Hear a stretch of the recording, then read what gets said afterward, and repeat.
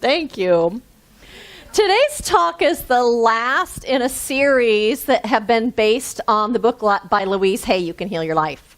And so today I'm actually talking about physical health and well-being in our bodies as well as well-being in our lives. I know that we all want to experience good health. We want our bodies to function properly. We want our organs and our joints and all of our bodily processes to work the way that they're supposed to.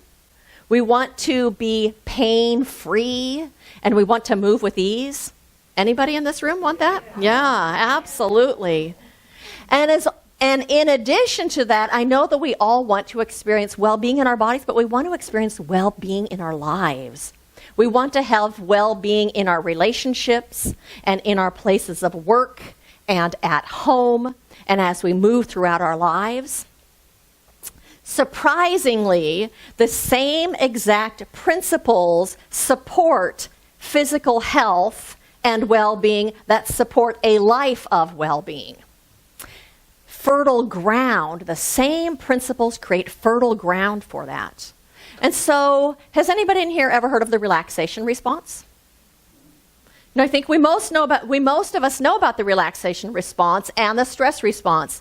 Those are both responses that our bodies have to our environment, to our external environment and what is going on around us, as well as to our internal environment, our thinking and our feeling.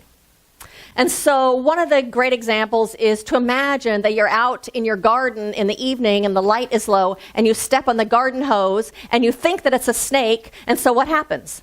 You jump and your heart races and your palms start sweating and your mouth gets kind of dry. But really, it wasn't even a snake. It was that you thought it was a snake. So that's the stress response, our palms sweating and our mouths getting dry and our hearts racing. So it's a result of the environment and about what we think and what we feel on the inside. Well, the relaxation response is the same way. The relaxation response we can bring forward by doing things like systematic relaxation. That's when you tell yourself, I relax my feet, and I relax my calves, and I relax my thighs, and I relax my back, and you go through every part of your body like that. We can create the relaxation response by doing yoga and by doing meditating, by sitting at a lake and watching the birds flutter across the top of the lake, by sitting and watching a sunset. All of those things create that relaxation response in our bodies. And so doctors are saying that the stress response is the largest factor to the creation of disease that there is. In fact, Harvard Medical School says that 60% of doctor visits are a result of stress.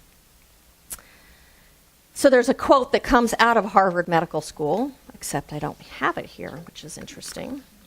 Who was up here singing? Jim Don, do you have my quotes? You don't. The Harvard Medical School talks about how that stress response is responsible for things like high blood pressure and heart disease. Look, here come my quotes. That's so good. So this guy's name is Walter Bradford Cannon out of the Harvard Medical School. He says, stress causes the fight or flight hormones. Stress causes the fight or flight hormones. Epinephrine, norepinephrine, to secrete into the bloodstream. This incites or exacerbates a number of conditions. They include hypertension, headaches, insomnia, irritable bowel syndrome, chronic low back pain, as well as heart disease, stroke, and cancer. All of those are a result of living in that stress response that we all live in so much of the time. Our bodies and our immune systems function best when we are relaxed. Our body is then able to function in homeostasis the way that it's supposed to be. And so I think it's really interesting that in the West here we have so much trust in doctors.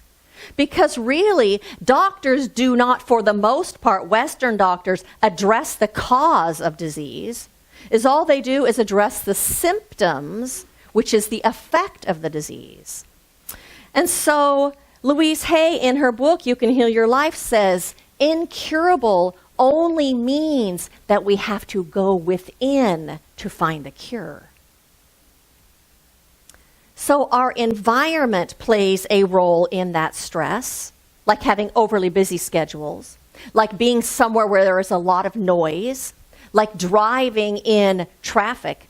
Have you driven in traffic in the last week? Everyone's out Christmas shopping. It's crazy. You feel like you have to really be on the defense all the time. All of those things create that stress response, as well as things like the threat of nuclear war and things not going smoothly politically in this country. Lots of things create that stress response. So the noise and the traffic contribute to the stress response, but really our thoughts are the thing that really exacerbate that. It's thinking that the hose was a snake that caused the stress response. It's thinking about the fact that we could have nuclear war. It's thinking and worrying and fear and fretting and the what ifs and the stories we make up about how it's going to be. That's what really creates the stress response in our bodies. I remember when I was in college, and anytime that we had to do a presentation, you had to get up in front of the group, I would always go second. I didn't want to go first. I didn't want to be the first person up there. But if I didn't go second, I was so nervous and anxious and my heart would be beating. I literally couldn't hear what the other presentations, what those presenters said. I couldn't hear it. So if I went second, then it was over with and I could sit and listen and relax to what everybody else had to say and enjoy that. That's about what goes on in my head, but that's that stress response. So the outer conditions contribute to stress, to dis-ease in our bodies, as well as dis-ease in our lives, but our inner environment always is creating that stress response or the relaxation response. That relaxation response creates well-being in our bodies and in our lives. I remember the first talk that I ever did. I hadn't been to ministerial school. It was long before that. I don't even think I'd been in college. And I was going to a church where it was the day of our Christmas Eve candlelighting service. And we were expecting a packed house of a couple hundred people. And I got a call in the afternoon that the minister had laryngitis and couldn't talk. And would I be willing to deliver her talk? Oh my, I'd never done this before. I was really nervous. And so that night we're there and it's beautiful and the candles are lit and the house is packed and there's beautiful music and I'm sitting in the front row waiting for my turn to get up there. And I started telling myself, I was so nervous, I can do this. I can do this. I can do this and greater things than this can I do. I can do this, repeating this mantra over and over. By the time I got up on the stage, I was not one bit nervous. I just got up in there and delivered it because I created that response inside of myself by what I was telling myself, the relaxation response. And so the title of my talk today is Open Enrollment Time. It's always open enrollment time because we always have the choice of what it is that we are thinking and feeling, and we can always up-level our thinking. And so I'm talking about how our thoughts and our feelings and our attitudes impact our health and impact our well-being or create dis-ease in our lives. And so one of the principles that we teach here at Centers for Spiritual Living is that bodies are thought in form. That's how much our thought, really, it's thought and feeling our body in form. And so Louise Hay talks about this in her book, and she gives such a great example that it's so easy to see. She says, every cell within your body responds to every single thought you think and every word you speak. Continuous modes of thinking and speaking produce body behaviors and postures, or eases and dis-eases. The person who has a permanently scowling face did not produce that by having joyous, loving thoughts. It's so easy to see when you think about it being someone's face. But what if that thinking and feeling and attitudes were doing that to your entire body?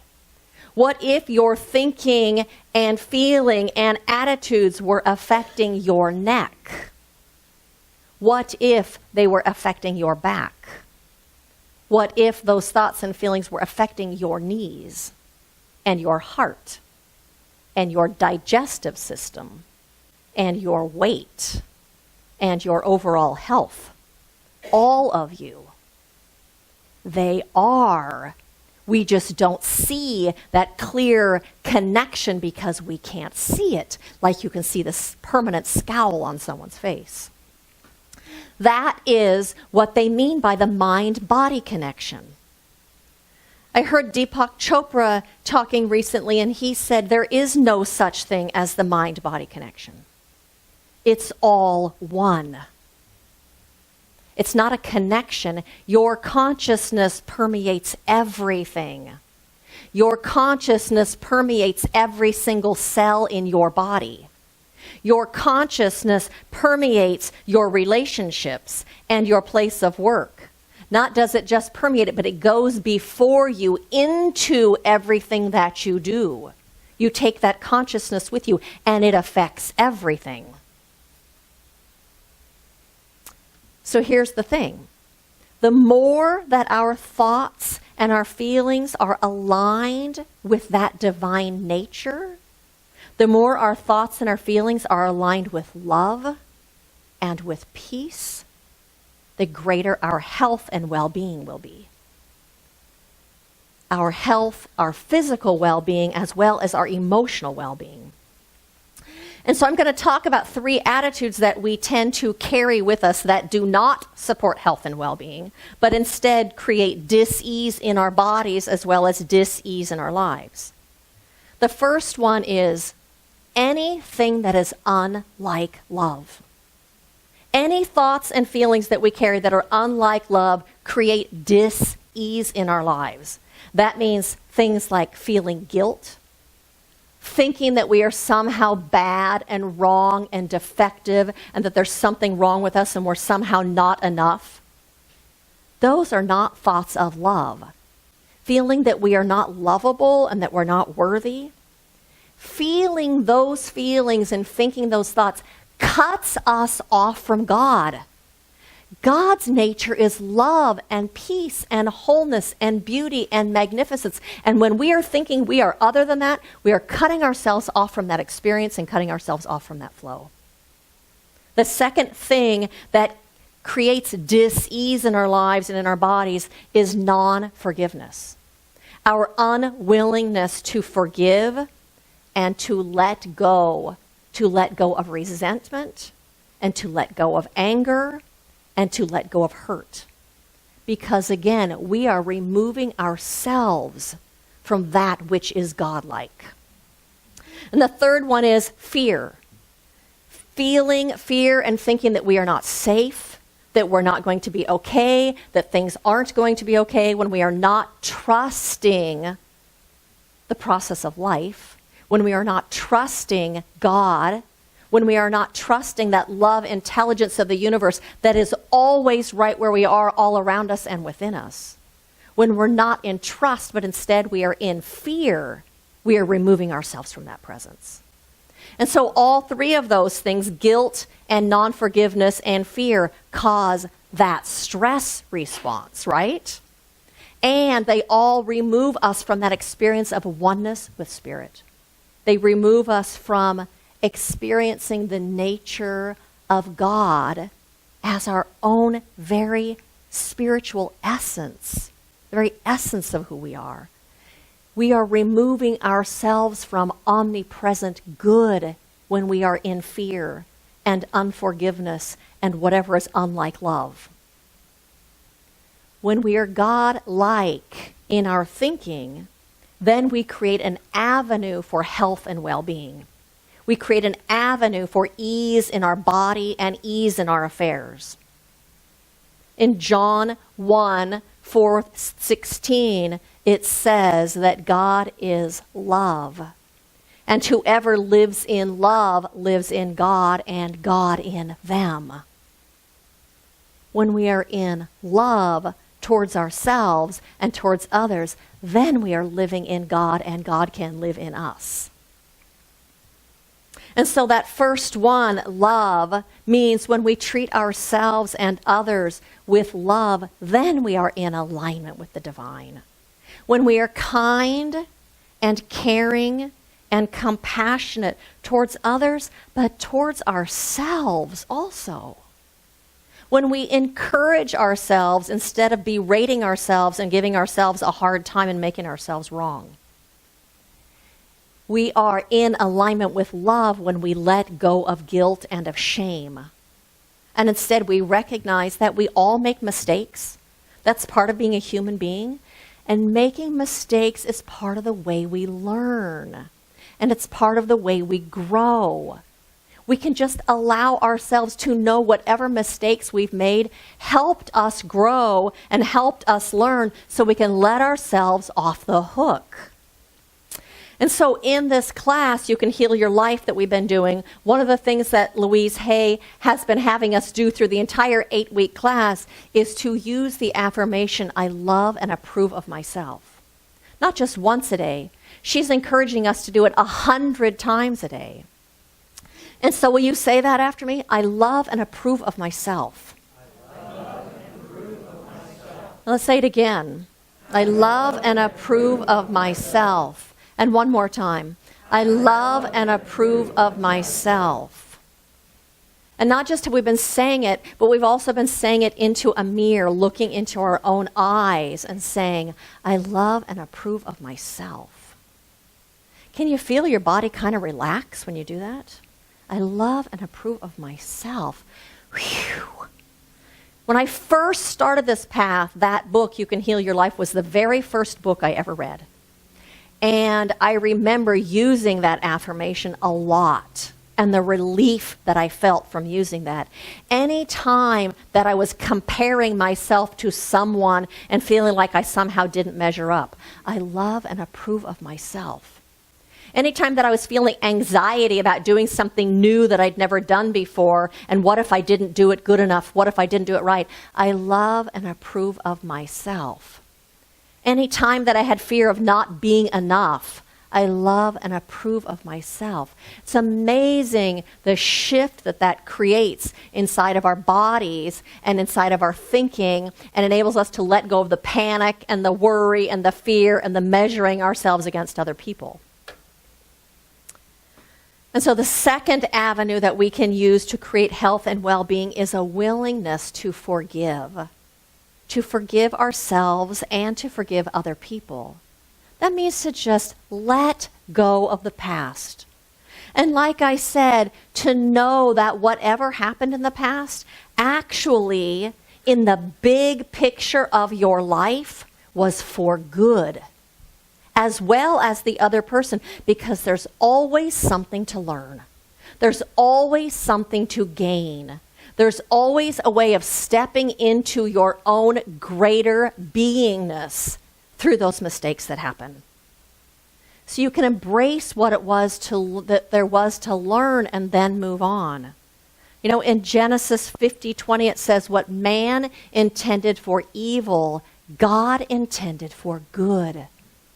There's always the potential for good in every single mistake that we've made. Embrace what is for the good and use it, and then let go of the rest of it.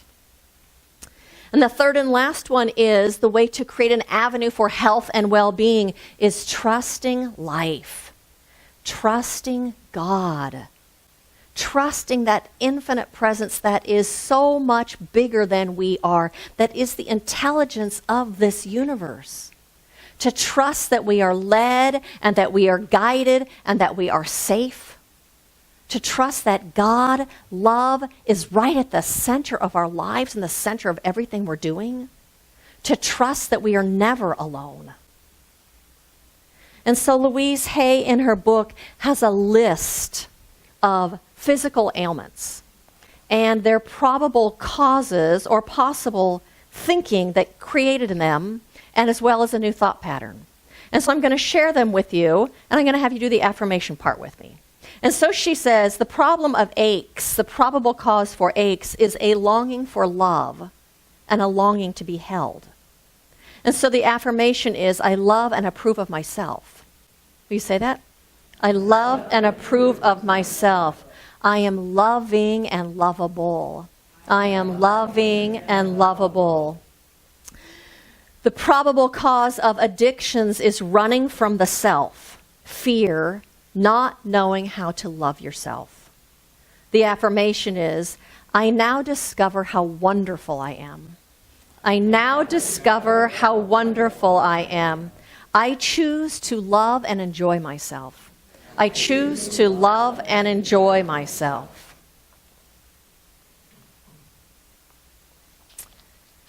The probable cause for anxiety is not trusting the flow and the process of life. The affirmation is, I love and approve of myself, and I trust the process of life. I love and approve of myself, and I trust the process of life. I am safe. Back problems, anyone?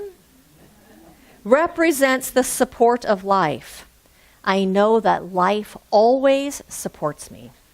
I know that life always supports me. And the last one is high blood pressure. Probable cause, long-standing emotional problem not solved. Affirmation, I joyously release the past. I am at peace. I joyously release the past, and I am at peace. Can you feel your body right now? Is it vibrating differently than it was before we started that? The thing is, using those affirmations doesn't only change our conscious thinking. It doesn't just change our conscious thought. It changes our emotions. It changes our feelings. It changes our energy.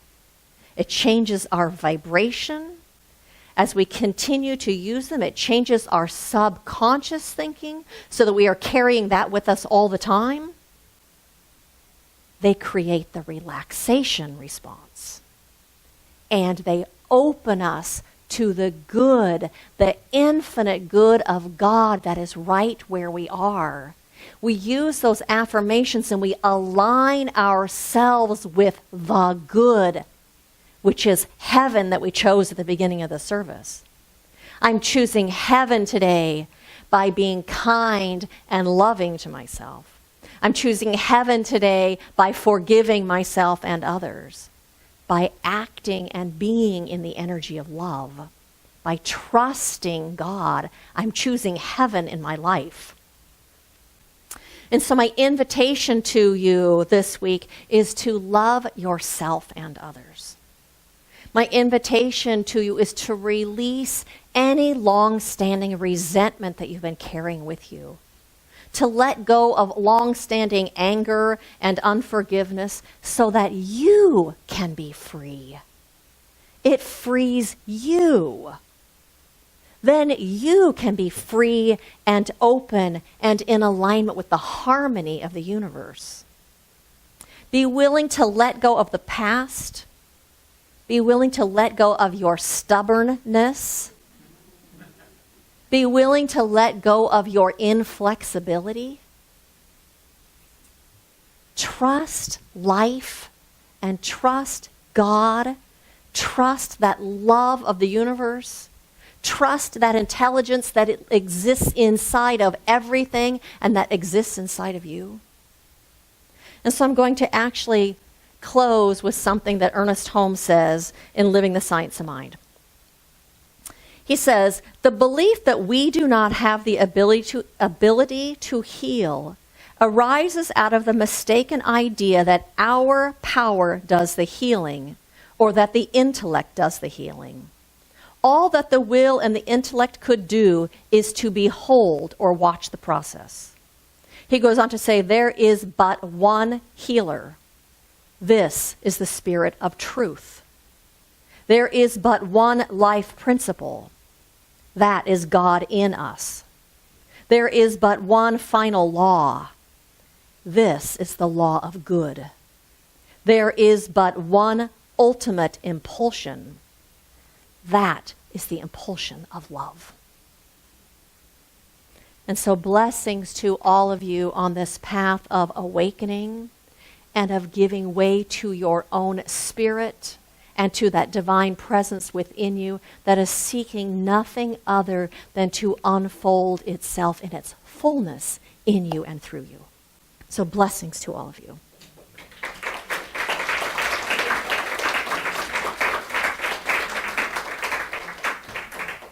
And so I invite you all to join me in an affirmative prayer. And so I take my attention, all of my attention, and I turn it from this world of effect. Instead, I turn my attention to the realm of the infinite. I turn my attention to that presence of God, that presence of spirit, the divine, life itself, the one and only, that whose center is everywhere and whose circumference is nowhere. Recognizing that I live and move and have my beingness in this presence. And that presence surrounds me and envelops me and lives itself out through me. That it does that through every single one of us, that we each and every one of us live and move and have our beingness in this one presence. And that it, right now, is living and moving and having its beingness through each one of us. Through our thinking, and through our loving, and through our willingness, and through our open hands, and our open hearts, and our open minds. And so today, I know that that presence also is guiding every single one of us. That is guiding us on this path of life. That it is guiding us into paths of beauty, and paths of love and ease in our relationships. Paths of peace in our homes and in our places of work. Paths of peace as we drive in our cars. That contained within this presence is anything and everything that we could possibly need. And so I know that we are each receiving a blessing today, for that one infinite presence is pouring itself out as a blessing that we could not possibly contain. And so today we are open and we are receptive. And I say thank you, God, for all of this. And so it is. And I actually have one more announcement for all of you, that Chris and Erica, who had the new baby 3 weeks ago, he died this week. He had genetic issues, and they knew that it was a possibility. They knew that he might not even be born alive. And so I would actually like to do another prayer and have you join me for them and for baby Charlie. And so I recognize right now that there is only God, and that God fills every single moment and fills every single space. And that right now that presence is wrapping itself around Chris and Erica as a presence of love, and as a presence of well-being, and as a presence of peace and comfort. I recognize and know also that even though Charlie has passed from this physical world, that he lives within them, and that they are connected to him forever through this bond of love and care and open-heartedness and joy. And I know that Charlie right now is just awash in that light of the divine. That he is at peace and in comfort, and that he is so filled with that light of the divine. That his light is so bright, there is no distinction, and there is no otherness, and that all is well with his soul and his spirit right now. That he is absolutely in God's care and keeping.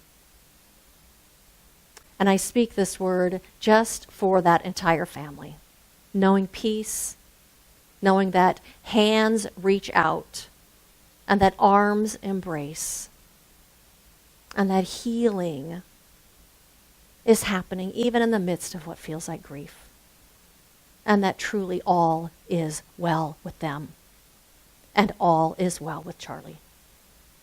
And for that, I give thanks. For my recognition of God, I give thanks.